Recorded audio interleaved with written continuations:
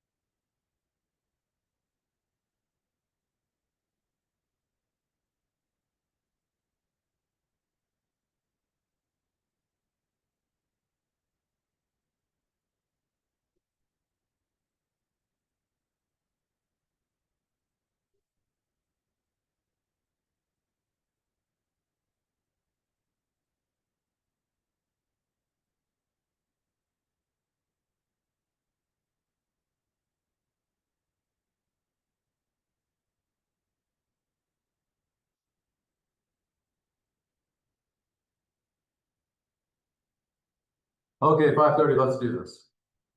I'm having one of those days, you all know what I'm talking about. The day after you get back from vacation and have no momentum whatsoever, the responsibilities are stacking up on you, you got all these emails that you don't care about, that get with service, and you get to the end of the day, and you get to talk about revenue recognition. So I'm a little bit lacking in motivation, right? But we'll talk about revenue recognition and on discontinued items, and we have a little bit of time left in the class. We'll walk through the first couple of questions in your homework assignment. And as always, I want to make this the most useful time for you. What questions do we have? I know this is that period of time where the first exam is still open. We have until next week to take it. I looked this afternoon and only 7 people in our class had actually taken the first exam. So tonight's lecture is a little bit like brain pollution. You're showing up to listen to a lecture that you're not even gonna be tested on for another 2 months. Obviously, a lot of people said, well, I'll just catch up because I need to cram for the first exam. That's okay. That's the beneficiary strategy of working your way through your graduate program. Working for me, 20 years later, teaching class, and see people go. Never gonna get any better for me, but that leaves us with a week left to take the exam. Anybody in here already take? Okay, so we're all right. The 3 of the 7. Probably got another couple online that already took it. Well, the grades so far have been pretty good. So I was pleased with that. Comments, questions in general about any homework or exam or research project here? Okay. Well, I'm gonna move quickly through revenue recognition tonight. Interrupt me at any point with questions. We are starting to move through the income statement. We're gonna look at the income statement, we're gonna look at the balance sheet, we're gonna look at the statement of cash flows.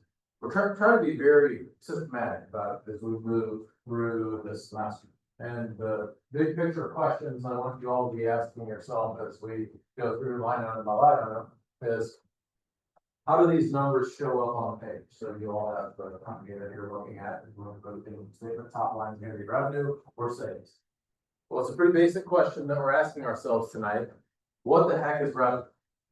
And that is not as quick cut as it should be. You're gonna remember back to the first accounting class you ever took. And you probably started out with the 7 basic accounting principles. And one of those is the matching concept. Why do anybody remember what matching concept is? Probably vaguely.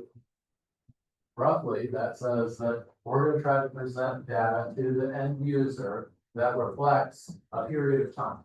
So that's 3 months.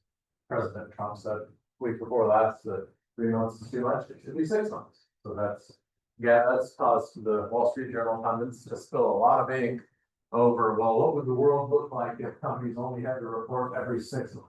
Right now, it's 3 months. So at the end of the 3-month period, we need to be able to show the user how profitable this company is. So it starts with profit. That's the basic problem in accounting. We're trying to report back to some user, how much money did we make? That's what everybody wants to know. That's what every business owner wants to know. That's what every bank that loans money wants to know. How much money did we make? And then it's, well, what do you mean by make? Is that the cash we took in? Or is that the sales that we made on credit? Does it count if we make a sale on credit? If somebody promises to pay us later, does that count? Is that given the same weight? If I make 2 sales and you pay me with cash and you pay me with credit, are those the same sales? Do we count those the same? If you sell a big contract to some deadbeat like Bernd Fishenberry, do you have to discount that contract? Because there's a good chance that he's not gonna pay back. And the answer to every one of those questions is yes. And how we go about doing that is at times very, very subjective. Why we loop right back around to the very first assignment that we had in this class, which was analyzing the proxy. We want to know how our management teams get paid because they're going to be able to put to work a lot of these techniques, these estimates. How do we figure out what sales discounts and allowances are supposed to be so we can properly reflect what revenues? How do we figure out what the allowance for doubtful accounts is supposed to be so we can properly reflect revenues? Well, we do that with estimates.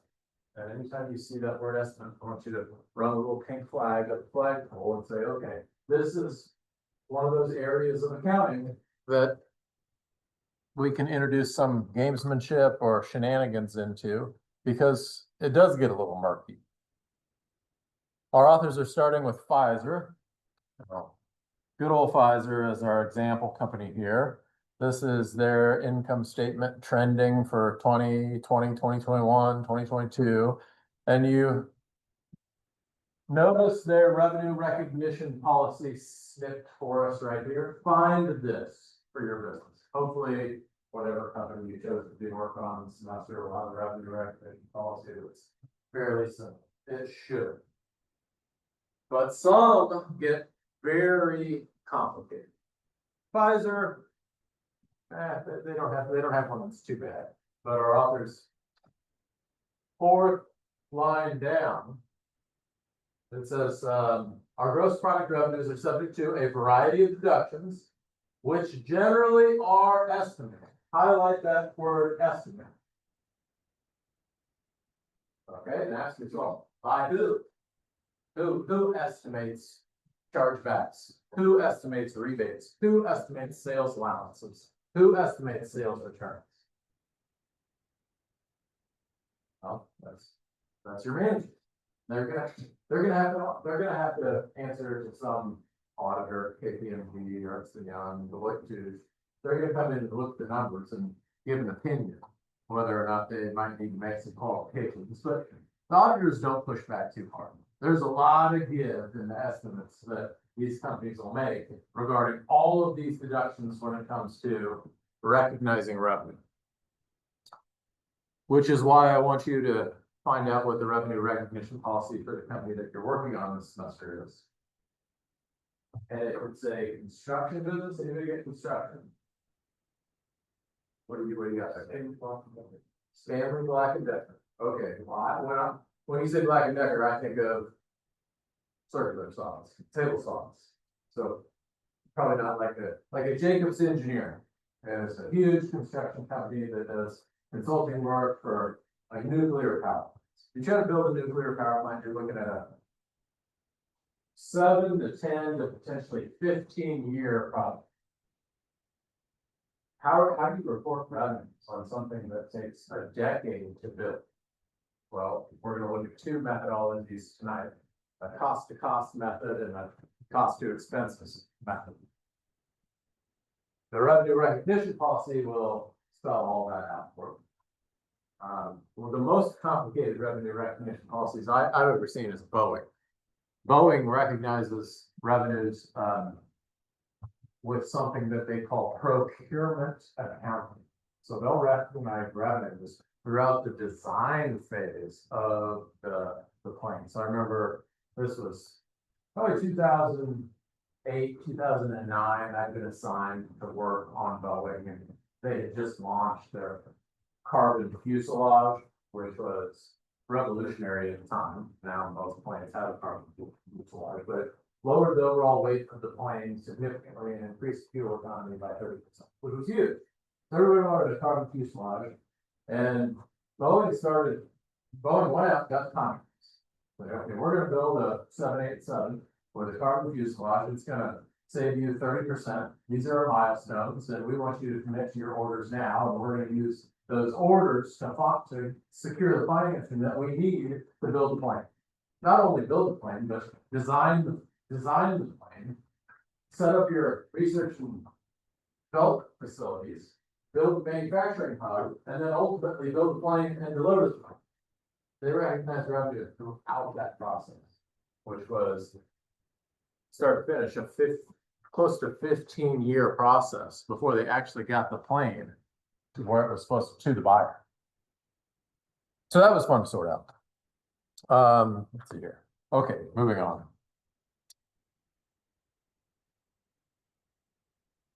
So we want to touch on revenue recognition timing, sales and related allowances, deferred revenue, which are, think of deferred revenue as advanced payments from the customer. So sometimes a customer will send us money. The authors give the example of Netflix in the book. So when you have a Netflix account, the first thing you do is you pay Netflix. What's Netflix now per month? $15? Okay, so Netflix gets $15. That's cash coming in the door, but they've done nothing to earn it. So you call it unearned revenue or deferred revenue. And that actually, it's a contra revenue account that functions like a liability account on the balance. And this is embarrassing because it took me too long to figure out. I don't want you all to have to go through that pain. Deferred revenue and unearned revenue are the exact same thing. I don't know why accountants just don't get rid of one of those terms. But I could never swear those two were the same thing for half my career. And if I can save you some of the frustration, that'd be great. That may be the most valuable thing you take out of this lecture tonight. Foreign currency exchange rates we'll touch on too. Okay, let's start with sales credit.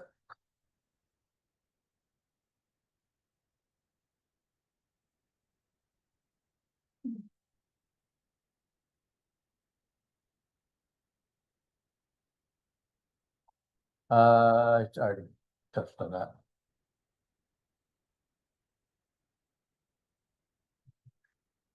The 5 steps that we need to walk through to understand whether or not we can actually book a revenue are right here on slides 8 and 9, but they don't come into play for most retail companies. They don't come into play for most businesses that we interact with on a day-to-day basis.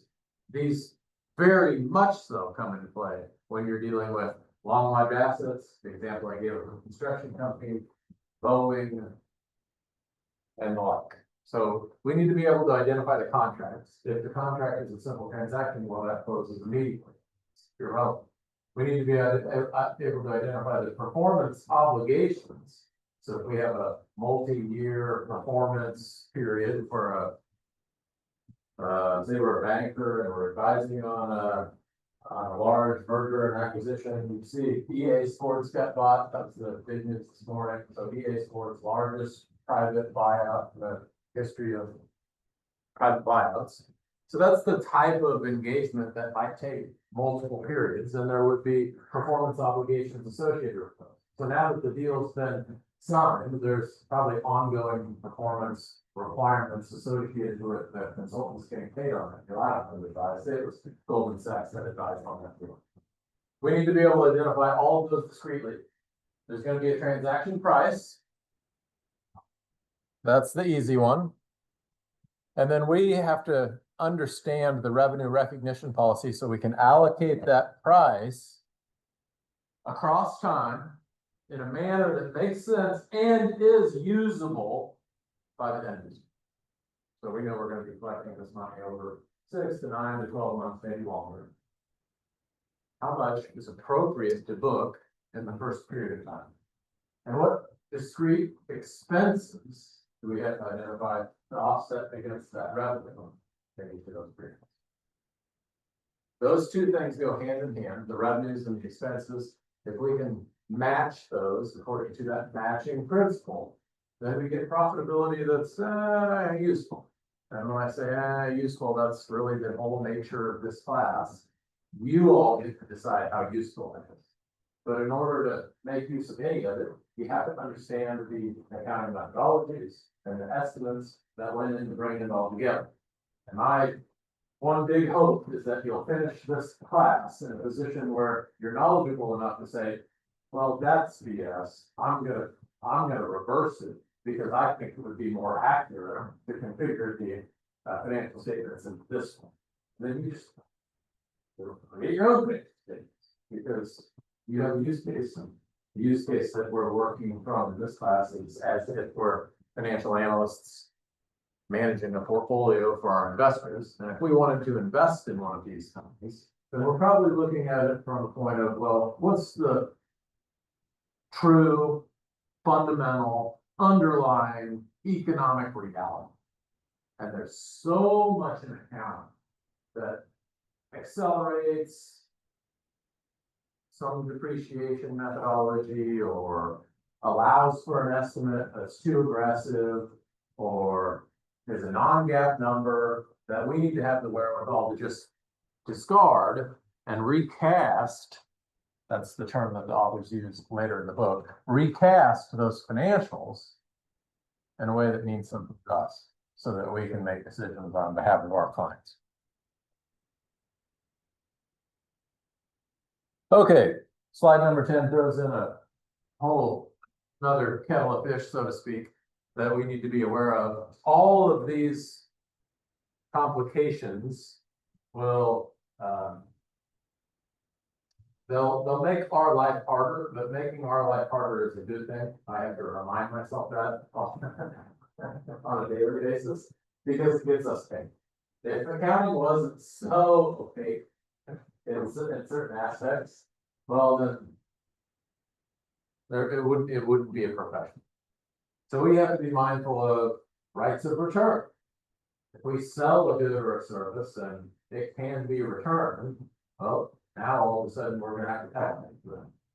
So gift cards, non-refundable upfront fees, bill to hold arrangements, consignment sales, licenses. Every single one of those bullet points makes $1 worth of revenue. Just put a little asterisk by that $1 worth of revenue. If that dollar has right of return associated with it, is it a real $1 worth of revenue or is it 96 cents worth of revenue? You're the one that's responsible for coming to that determination. And to do so, we're going to give you a couple of examples, but we're going to do it exactly like you would expect to do it. We're going to look back over the last 5 years, 10 years, 15 years, and run the data to tell us, well, historically,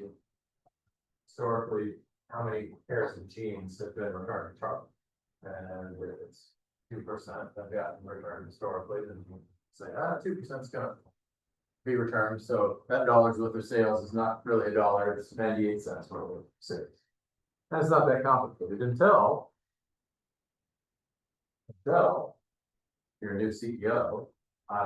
You see this all the time. You see this all the time. So just take all these accounting shenanigans, put them in your little toolbox here, and when you're employed as the CEO of the publicly traded company, you're gonna get options. This is very common. You're gonna work with some consultant, they're gonna negotiate your employment agreement, and that employment agreement is gonna come with an options package. And that options package is gonna vest over a period of time. As it vests, it's your job to make that company look as good as you can make it. You want that stock to go straight through the roof if you possibly can. And you want to do that after your options vest. So when there's a lot of options vesting over a period of time, it creates opportunity for accounting change. And if you wanted to use some of these to manipulate the earnings, well, rather than 2% of sales returns and allowances, you could just model 3%. You model 3%, the earnings are going to go down during that period of time. Earnings go down, the stock price goes down. If the stock price goes down during the month that your options vest, that's great, because you just vested at a cheaper price. Now, next quarter, you just reverse that. Say, oh, well, we were too aggressive in our calculation of sales returns. Not that much that return. So we're going to now reverse that. All those dollars drop to the earnings line, and stock price goes up. And we can do that half a dozen different times with the accounting methodologies that we'll use on the income statement, on the balance sheet, you name it.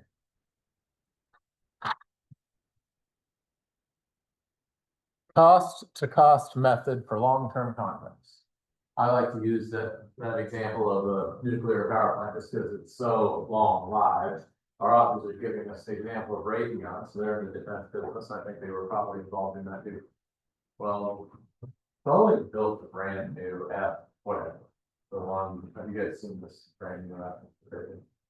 It comes with a whole AI package and drone deployment and all sorts of big and quiet, honestly, incredible.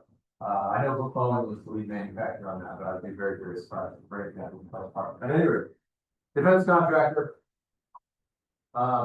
they use the cost to cost method for long-term contracts. So they're going to take a long-term contract and they're just going to match the revenues expected to be collected with the expenses required to deliver on that contract. So if it's a 5-year contract, and in the first year, Raytheon spends 40% of the costs that will be required to deploy that piece of gear, wherever they're going to recognize 40% of the revenue in the first year. Okay. It's fine, I suppose, unless they need cash.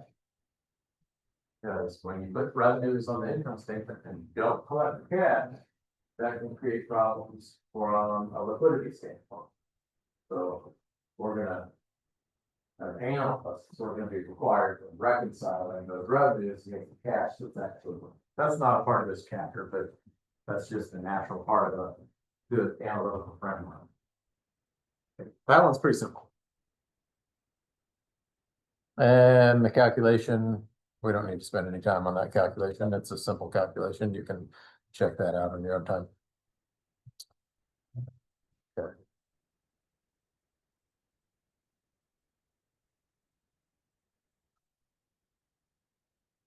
I had never seen this one before.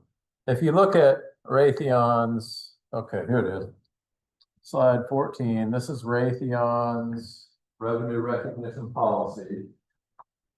And they say here that, U.S. government fixed price contracts generally result in revenue recognized in excess of billings, which we present as contract assets on the balance sheet. So these are revenues in excess of billings. So they have not billed for these revenues yet, but they've earned these revenues. So the revenues need to get recorded. If they billed for them, Raytheon books them as accounts receivable. If they haven't yet billed for them, Raytheon books them as contracted assets, which for all intents and purposes, we're gonna be able to treat as accounts receivable. I think I put a disclaimer on this whole course earlier in the semester. As you get down into analyzing the fine print of whatever company that you're working on, you're gonna see dozens of examples like Raytheon here, who has an asset on their book called contract assets that you've never heard of. And you're gonna have to go digging into the fine print to understand what the heck are contract assets. And when you read the paragraph that defines it for you, you're gonna have an aha moment, hopefully, whereby you can just say, oh, that's the same thing as accounts receivable, they just have another one. Then you can treat it as if it were accounts receivable.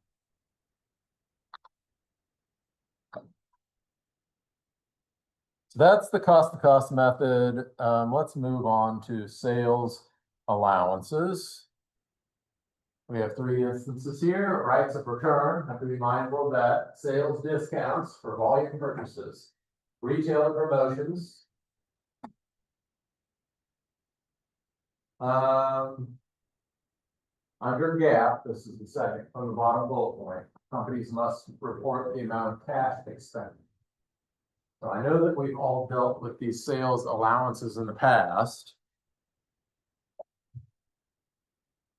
But let's take another look, and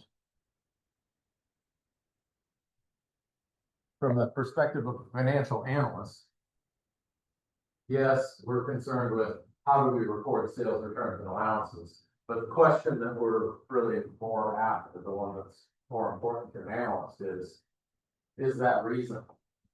Is that number for sales returns and allowances an accurate representation of the economics? So this is Levi Strauss. We're talking about jeans here. We sell jeans to a customer for $130. Seems expensive for a pair of jeans, a pair of Levi's, but they cost $80. So we expect returns of 3%. So do the math on those numbers. We need to book 3% of 130, which is 390. So we're gonna debit the allowance for sales returns for 390, and we're gonna credit our inventory account for 240, which would be the 3% of the $80 it costs us to manufacture those jeans. You can see that flows through to sales net on the income statement. We have $130 of sales less the expected $3.90 worth of returns. We're going to report the cost of goods sold as $80 in materials cost less the $240 we expect to be returned. Throw all those numbers into a spreadsheet. That gives us gross profit of $48.50 per unit of Levi jeans. Okay, now, is 3% reasonable? Well, to come to that conclusion, we want to do a reconciliation of sales returns and allowances for the last several years. You're going to be able to find a table very similar to this in your 10K somewhere. Go looking for it. These are raw numbers, though. What we really want is to take those raw numbers, put them in an Excel spreadsheet so we can track the percentage increase, decrease over time. That 3% number, if it's been 3% for the last decade, move on. You don't need to do any fancy analysis about whether or not 3% is the right number, because jeans is a pretty stable market. If it's a brand new product that the company has never launched before, well, now you have some real analysis. I don't know, if Levi's, I guess if they bought another business, we could probably have the data on what their historical sales returns and allowances had been. But if they launched a brand new business, Levi's gets into auto. Then you have no frame of reference whatsoever on how to model the revenue, so come or what the returns were like. And that's going to require you to go out, look at some competition, look at other peer groups, maybe you take a look at any other product lines that management has launched in the past. You're gonna have to support your analytical framework for estimating something like that.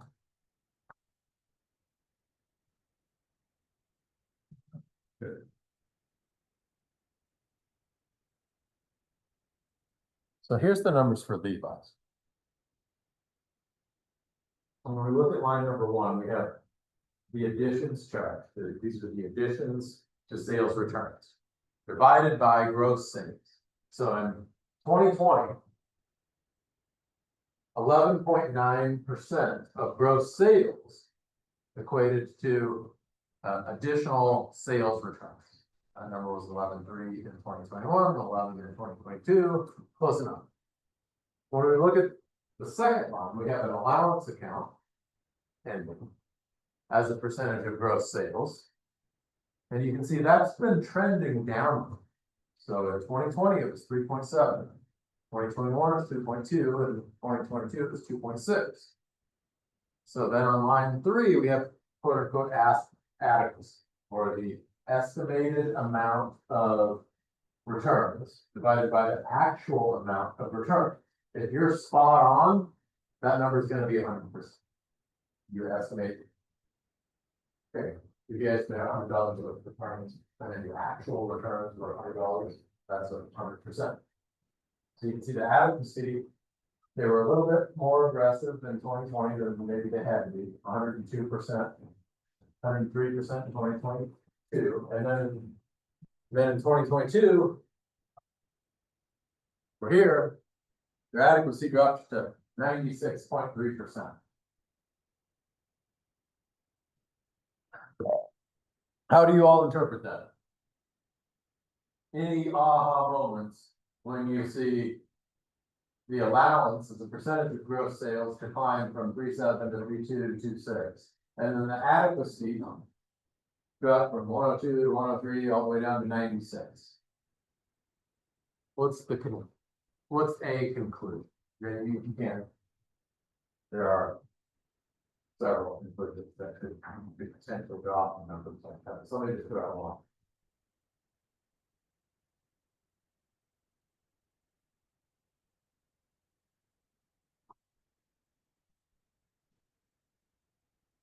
I like situations about how they're very important.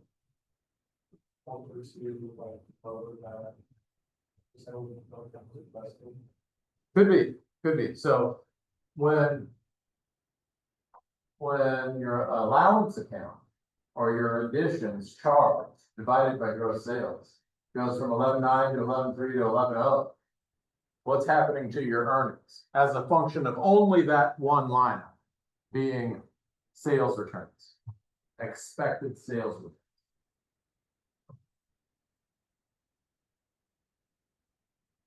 Earnings are going down. Your earnings are going down. Your additions, well, as you move from 2020 to 2021 to 2022, your earnings are actually going to go up. So you have revenues less your sales returns allowance. So this is your additions charge. Here, 11.9% of sales was charged against sales. Here, only 11% of sales is charged against sales. So they're going to go up by a little bit. Here's the deduction line, right?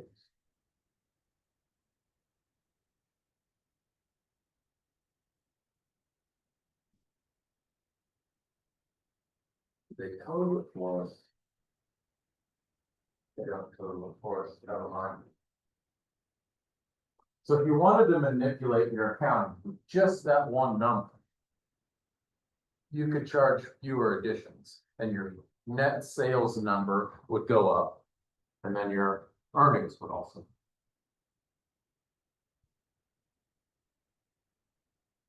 Here's another.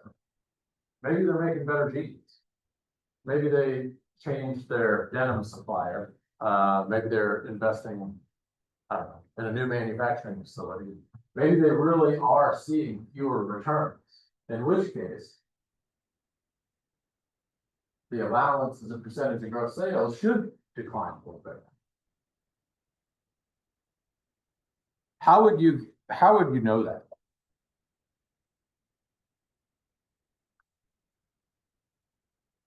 If that were the case, you'd probably ferret that out by looking at the MD&A analysis, so the managerial discussion and analysis that the company's every earnings report.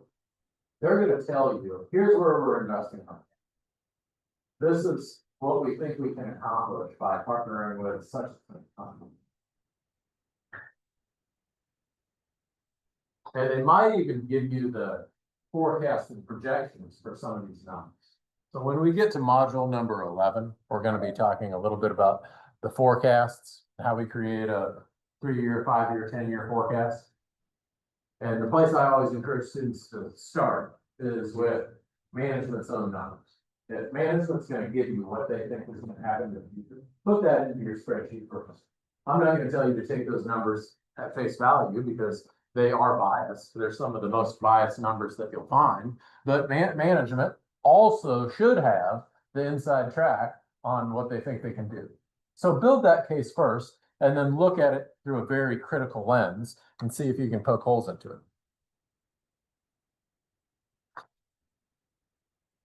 Okay, slide number 23 is basically our authors giving us the same disclaimer that I just gave everybody in the class. These can and will be used to manipulate earnings. And when they are used to manipulate earnings, we have to know how we recast those numbers. So here's an example of that. If we think that Levi was trying to manipulate some of those numbers, well, we don't have to use the rate that they gave us for 2022. We can go back and we can take an average rate across the last 3 years and say, well, if they were being more earnest in the reporting of their numbers, we would have expected 11.3% of those sales to be returned, because that's the average of the last year. So if we take the average of the last 3 years, we can recalculate the return percentage and then recast the financials as if 11.3% have been returned each year, in which case, so you have gross sales, average percent returned, adjusted additions charged, and that just flows through to the net sales number there at the bottom of the income statement. So highly likely that you'll be asked to do that in either a homework assignment or a test problem.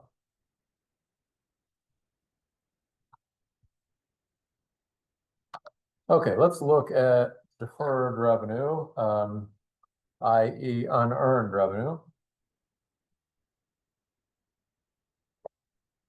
This comes in a variety of different forms, but at the bottom of the slide here, you see some of the most common. We can receive advance payments from customers, selling gift cards, selling memberships or subscriptions. All 3 of those are examples of cash that businesses have taken in without delivering any service or good. And if the business hasn't delivered any service or good, then right back to that revenue recognition slide we looked at earlier in class, no contract has been fulfilled. In order for a contract to be fulfilled or for a transaction to take place, you have to have cash going one way and a good or service going another. Until that basic component is satisfied, we don't have revenue. So when cash comes one way and we don't have the basic components of a transaction, we know we can't book revenue. We book something called deferred revenue. It's future revenue. It will be revenue at some point in the future, but right now it's just a liability for us to deliver a good or a liability for us to deliver a service at some point in the future. So that would be like that's a good example. Yeah, insurance is another good example. I pay my insurance bill at the beginning of the quarter, but the insurance company hasn't. They haven't taken on the risk. So yeah, those are all good examples of how you might see unearned revenue show up on the balance sheet.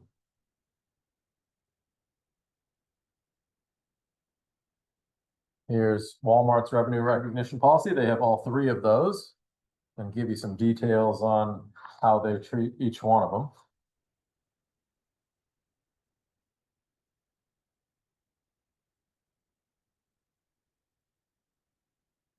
Okay, put your analytical hat on now and ask yourself, okay, deferred revenues, we'll just think about Netflix.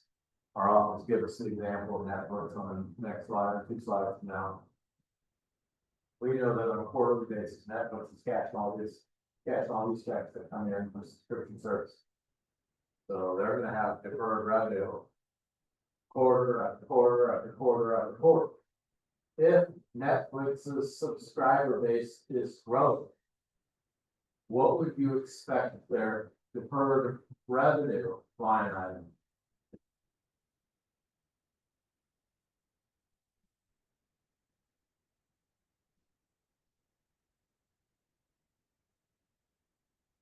They're grow too. More subscribers Netflix has, more money they get at the beginning of the quarter, all that money is deferred revenue, so you would expect those things to grow together. So when you see Netflix's deferred revenue start to decline, that's a little pink flag. Like, wait a minute, I know that their subscriber growth and their deferred revenue grow together. So if their deferred revenue is declining, well, that's probably a negative indicator of future sales, probably a negative indicator of subscriber growth. All kinds of correlations that you can model across companies with various goods and services that end up first in deferred revenue. So deferred revenue is like your canary in the coal mine to some extent. So deferred revenue is future revenue. So if that starts to decline, that might be problematic. Okay, let's look at Netflix's historical chart for membership additions. Here we have Netflix reports deferred revenues from 17 to 22. You have deferred revenue beginning at 618, rising to 1.2 million in 2021 and 2022. Then you have the percentage change. So in 2021, the percentage change in deferred revenue was only 8%. It had been averaging 20%. So correlate that to subscriber growth. And here, this chart shows subscriber growth. Looks like these are the 20% years right in here, and then you get to 2020, and subscriber growth only goes by 8.1%. That's what's up the top. 1 million subscribers, and it's still growth. That just shows up as a decline on the chart. A leading indicator for Netflix for sure. So take a look at how unearned revenues are trending for the companies that you're looking at this semester and see if you can identify any pink flags there.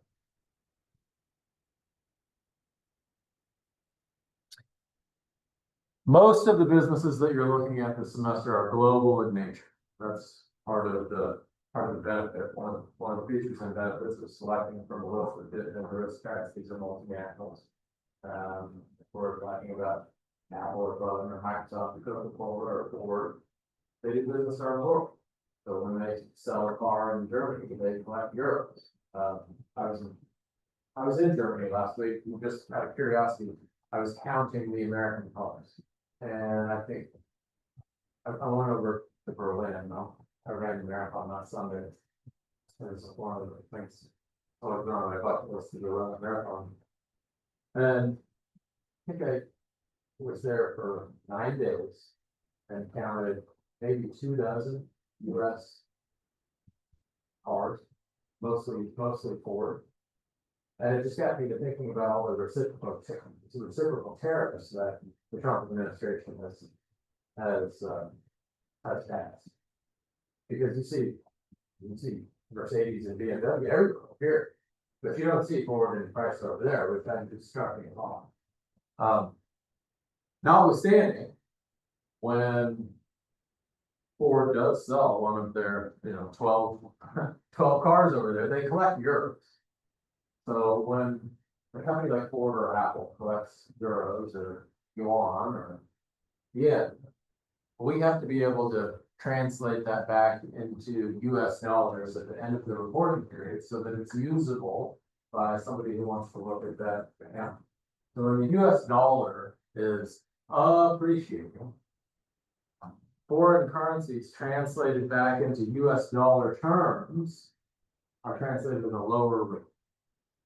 When the US dollar is depreciating, foreign currencies that are translated into US dollars are translated at higher, meaning that they'll buy more dollars. We're just looking at euros. We sell a car in Germany, and we collect euros at the end of the period. If the dollar is depreciating, that makes that the single sale of that automobile more profitable because it translates into more US dollars. Now we do the same thing with expenses, so it offsets a little bit, but the net effect is a greater level of profitability when we have a weakening dollar and lower profitability when we have a strengthening dollar. Now, that doesn't mean a whole lot for the income statement, because like I said, we translate both revenues and expenses. But for the balance sheet, they can have a huge.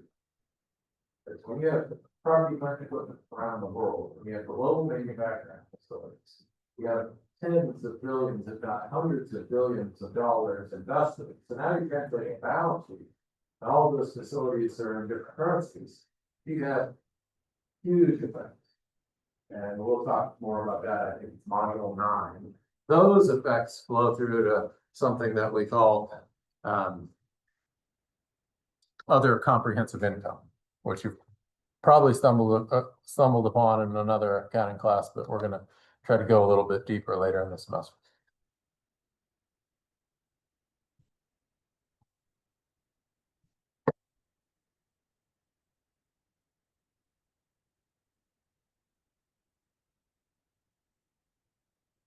Okay. Look at Pfizer here. This is a good example. 2022, Pfizer reported that their revenues increased by 23%, but they would have increased by 30% if it weren't for a drag caused by foreign currency translations, which amounted to 7%. So we can infer from that that the US dollar was strengthened during that period of time. And I underlined the third sentence up from the bottom here that says, let's see, the exchange rate changes. 58% of our total 2022 revenues were derived from international operations, including 26% from Europe and 20% from Japan. That didn't have anything to do with exchange rates. That's just, I wanted to point out to everybody in class that when you're investing in a company like Pfizer, you get exposure to Europe, you get exposure to Japan, you get exposure to China. My whole world is just the world of investing. Generally begins with the notion that we need to capture global exposures for our investments, maximize the benefits of diversification. Of course, I wholeheartedly believe that. I think what most investors fail to recognize is that an index like the S&P 500, which is a domestic index,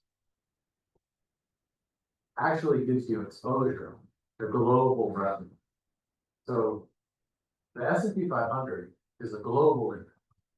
People think it's a US index, but it's not really, because those companies are so big, they're global, just like Pfizer. That's a global company. So when you buy the S&P 500, it's a set it and forget it strategy.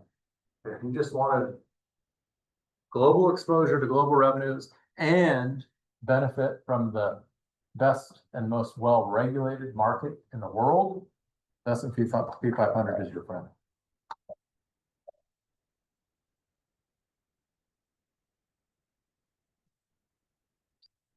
So our authors make this just one point on this slide. The last It is only the US equivalent that changes with fluctuating foreign currency. The point that they're trying to make is that these are just what if exchange rate calculations. We have to report these numbers in US dollars at the end of the period, but they're not really US dollars. When we sell that car in Germany and collect euros, we're gonna use those euros to buy more parts and manufacturing equipment in Europe. So they say euros. We're not really translating that money back into US dollars. We're not repatriating those funds. If we were, then the cash flow effects would be real. But since we're not, there are no underlying cash flow effects.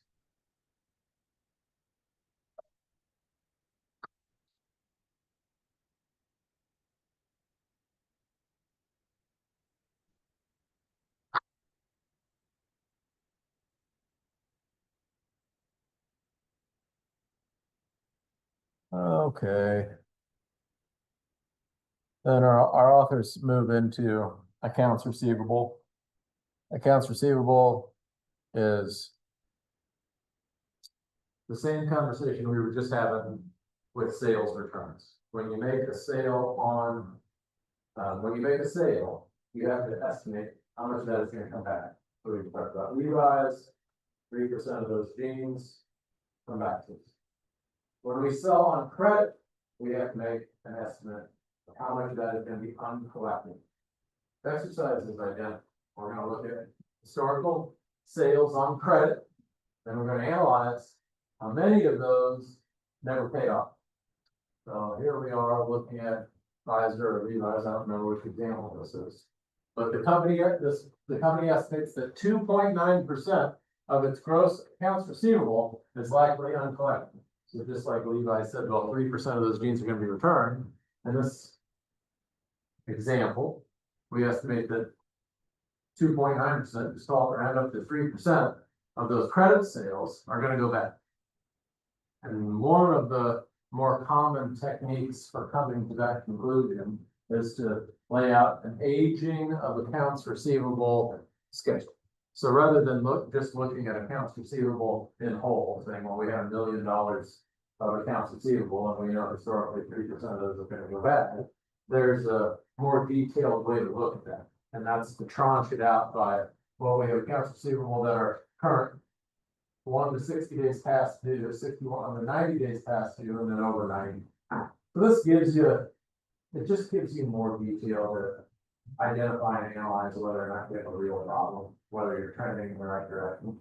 So hopefully you can see that accounts receivable number over 90 days past due fall from, it's only at 5,000, but hopefully over time that was 543, and the percentage of collections, you'd like to see that fall too. So these numbers get so big for a company like Pfizer. It's probably a whole team.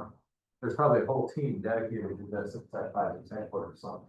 You got a whole team of analysts whose job is to do nothing but analyze accounts receivable and then make recommendations with regard to the tax and credit policies they should be extending from.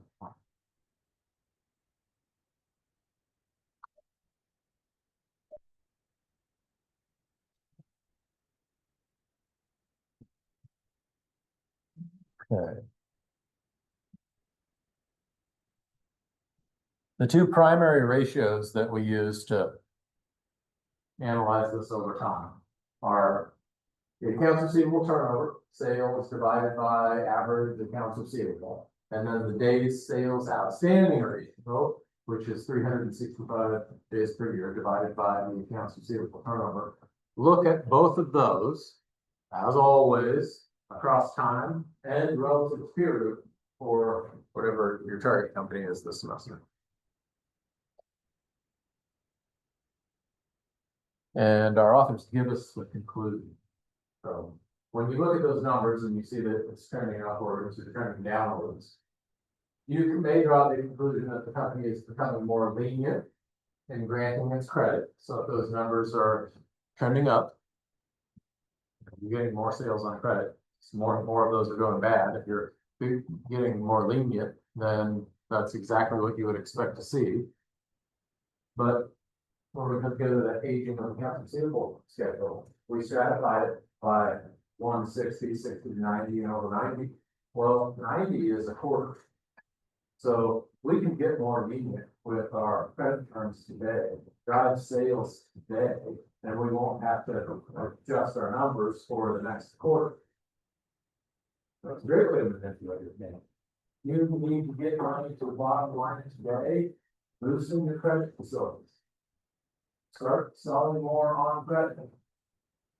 Revenues will hit the income statement today, profits in income statement today.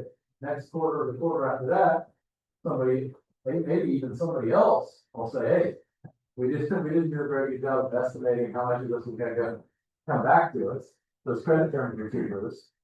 But your options the best. There's another way to do it.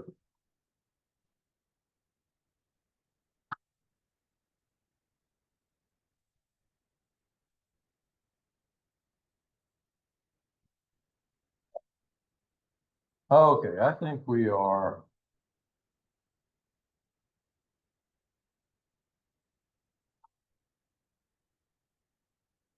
We're through most of the material I wanted to cover for this module.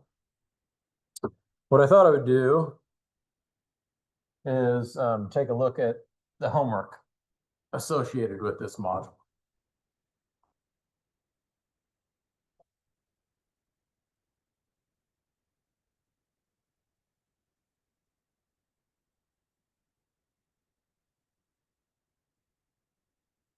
Somebody sent me a note, and I got distracted doing something else this afternoon, about access to this homework module. Is everybody in this room on Zoom able to get in? Okay. So here I am in module 5. If I click on module 5 homework, it's going to take me out to, take me out to this homework right here. And let's go start a new preview. Okay. So question number 1, ModCloth offers an unconditional return policy. You guys are free, feel free to do this with me. We can just knock it out here in the next 15 minutes. ModCloth Inc. offers an unconditional return policy. It normally expects 2% of sales at retail selling prices to be returned before the return period expires. Assuming ModCloth records total sales of 10 million for the current period, what amount of net sales should it record for this period? Okay, so we have gross sales of 10 million. Where do we start? Normally, how much of that is returned? Multiply that by 2%. Okay, 10 million. Well, 1% would be 100,000, so 2% would be 200,000. So now we have gross sales of 10 million. We have an expected sales return of 200,000. What's they're asking us for net sales. So that would be what?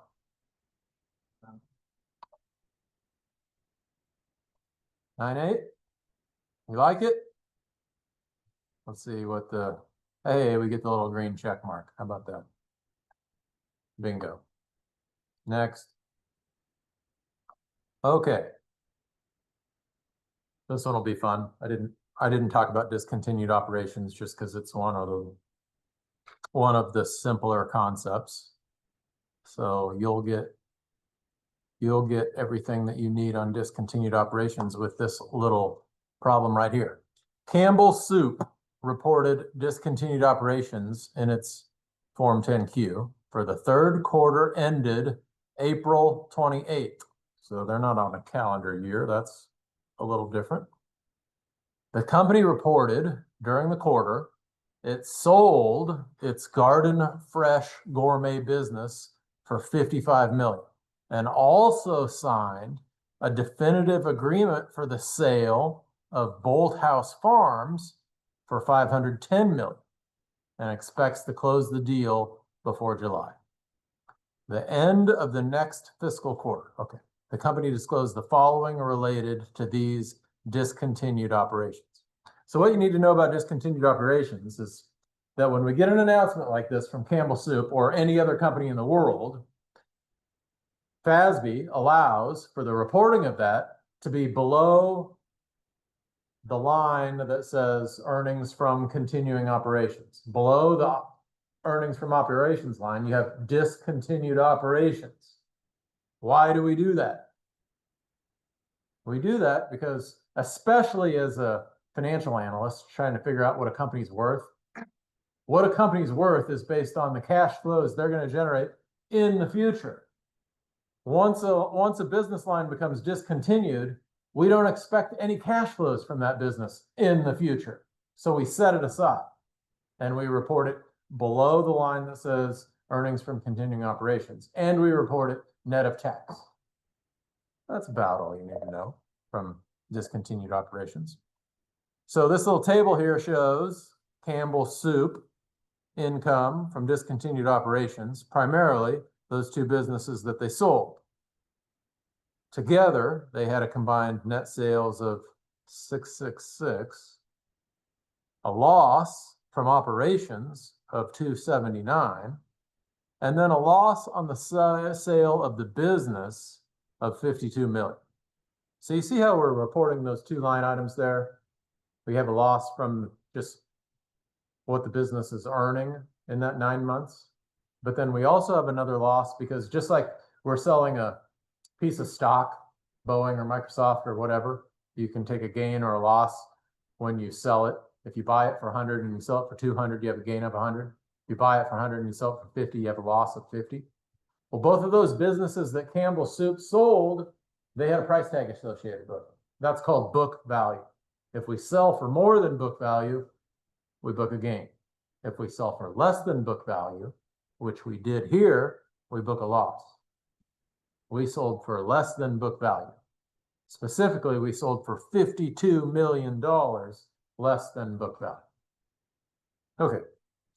So question A asks, which of the following best describes how Campbell Soup reported the Bolthouse transaction?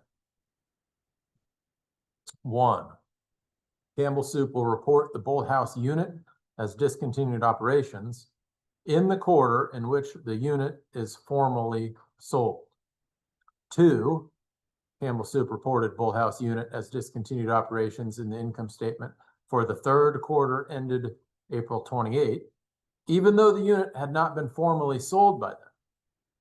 3. Campbell Soup will retroactively report the Bolthouse unit as discontinued operations in the year in which the unit is formally sold. Or 4. Campbell Soup will prorate the effects of the Bolthouse unit sale as discontinued operations, even among the fiscal quarters in the year in which the unit is formally sold. Okay, those are a little bit complicated there. Every choice has a component that's right and a component that's wrong, except for number 2. Number 2 is your answer there. Let's check that, make sure I didn't tell you wrong. Yeah, okay. So like the first one, Campbell Soup will report Bolthouse unit as discontinued operations in the quarter in which the unit is formally sold. That's false. As soon as it's discontinued, it goes into discontinued operations. It may take 3 or 6 or 9 months or even longer to do the formal sale. It's only the intent that moves it from ongoing operations to discontinued operations. Number 3, retroactively report Bolthouse unit as discontinued operations in the year it's formally sold. So we just talked about that. It's the intent. It doesn't have to be the formal sale. And then number 4, they'll prorate the effects. Not prorate, but there is a requirement that they restate prior years. So they're going to have to issue pro forma financials that show what last year and the year before would have looked like without this unit. That's really nice from a financial analyst point of view, because now you have 3 or 4 years of data to string together, and you know it's all apples to apples. It's all the same business. Okay, B. What amount of sales revenue did Campbell Soup earn from Garden Fresh Gourmet and Bolthouse for the first 3 quarters of fiscal year? Okay. So a hint for you is that it's in the table. The next. Net sales, 666. That's okay. Check that. Bingo. C, what amount of earnings did Campbell Soup report from Garden Fresh Gourmet and Bolthouse for the first 3 quarters of the current fiscal year? Okay. Same story. That's given to us. The earnings, or loss in this case, was 279. So we'll type in negative 279. See if that gets us. Okay, we're good. What was the combined selling price for Garden Fresh Gourmet and Bolthouse Farms? Okay, that data was given too. Bolthouse Farms was 510 million. Garden Fresh was 55.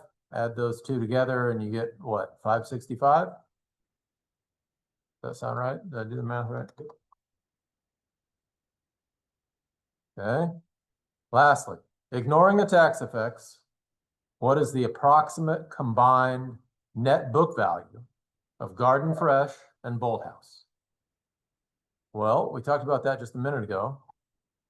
The loss that we took on the sale was 52 million. So we know that the book value has to be 52 million greater than the sale price. We just calculated the sale price at 565. So the book value is 52 million greater than that, or what's 565 plus 52? 617. Check that, and we are good. Save those answers and finish that attempt. And that's your homework for Module 5. So if you were tracking, you'll have no homework, and there's 10 points. That's Module 5, gang. Any questions you want to tackle before we adjourn? Yes, sir. So for like a first investment point of view, you don't think any board willing to like good risk adjustment against like betting against them there, kind of for grand models like this. That, I do, I absolutely do. I think it goes unrecognized how much of a hidden international index S&P 500 really is when you parse it out by revenues. You really do get great international exposure. For my own money, I go beyond that. I start with, generally I believe in a core satellite type of investing. So the core of my portfolio is VTI, the Vanguard Total Gold Index, which gives me exposure to everything. And then I kind of dial in how aggressive I want to be with individual stock holdings and sector specific analysis around those. But yeah, I usually start with a broader index myself. So you do see like a different risk in like revenue exposure and like this, or you just kind of lump it all in. I really like this question, but I don't know the answer. I've thought a lot about this question, and I don't know. If you're looking at modern portfolio theory and you're just trying to maximize the benefits of diversification, what do you weigh it by? Do you weigh it by earnings? And you want to diversify your earnings across currency? You want to diversify your earnings across geography? You want to diversify your earnings across GDP? So like, what's the appropriate?